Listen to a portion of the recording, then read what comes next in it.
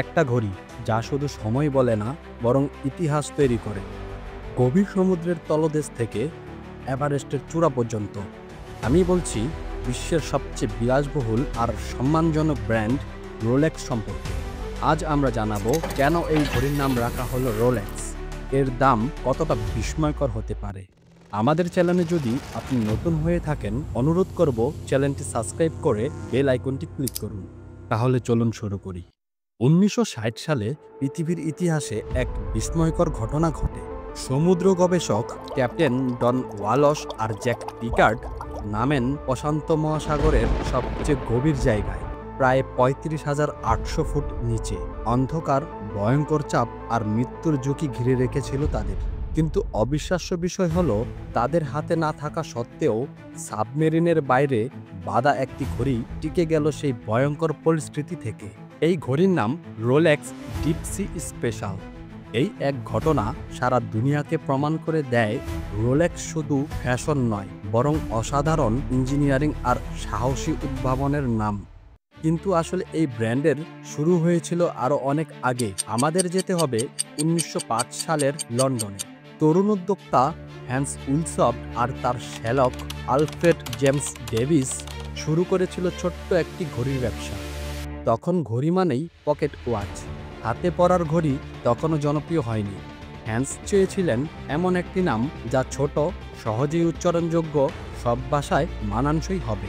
বিভিন্ন নাম নিয়ে পরীক্ষা করার পর হঠাৎ একদিন তিনি বললেন, আমি চাই নামটা এমন হোক যেন ঘড়ির কাঁটার টিকটিক শব্দের মতো সংক্ষিপ্ত। সেখান থেকেই জন্ম নিল নাম রোলেক্স। একটা শব্দ যা ৫ অক্ষরের, মুখে সহজেই বসে যায় আর দেখতে রাজকীয় লাগে।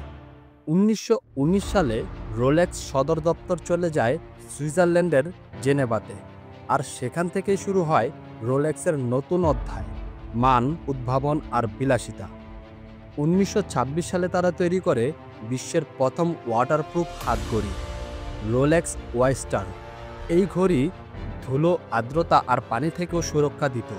এরপর আসে ওয়েস্টার পারপেচুয়াল, যেখানে যুক্ত হয় অটো রোটেটিং মেকানিজম। ১৯৫৩ সালে ঠিক এই মডেলটি পরে এভারেস্ট জয় করেন এডমন্ড হিলারি আর তেনজিং নোরেগে। একটা ঘড়ি তখন কেবল সময় জানানোর যন্ত্র ছিল না, বরং হয়ে ওঠে মানুষের অর্জনের অংশীদার। এরপর একে একে জন্ম নেয় কিংবদন্তি কিছু মডেল: সাবমেরিনার ডুবুরিদের জন্য, জিএমটি মাস্টার পাইলটদের জন্য, ডে অ্যান্ড ডেট যেখানে প্রথমবার সপ্তাহের দিন ও তারিখ দেখা যেত, আর কসমোগ্রাফ ডাইটোনা, যা রেসিং দুনিয়ায় আজও সবচেয়ে কাঙ্ক্ষিত ঘড়ি। প্রতিটি নতুন মডেল রোলেক্সকে শুধু এগিয়ে নেয়নি, বরং ঘড়ি শিল্পে নতুন মানদণ্ড তৈরি করেছে। এবার আসি দামের কথায়।